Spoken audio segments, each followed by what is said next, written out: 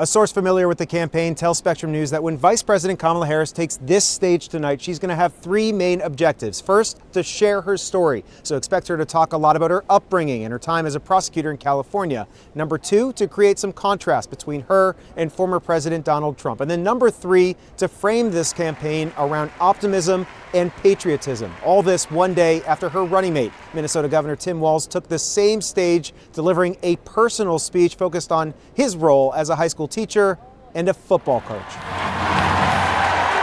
Even before he took the stage, it was clear that he'd be presenting himself as Coach Walz, with former members of the Mankato West High School football team taking the stage, uniforms and all. Walz saying that it was his students that first inspired him to run. You know, when I was teaching every year, we'd elect a student body president. And you know what?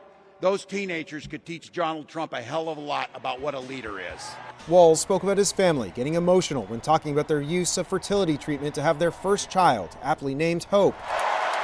His 17-year-old son, Gus, leaping to his feet in tears, yelling, "That's my dad."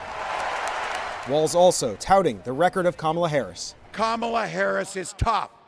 Kamala Harris is experienced, and Kamala Harris is ready. His speech capped off a night of performances from Stevie Wonder to John Legend and Sheila E. performing a tribute to Minnesota native Prince.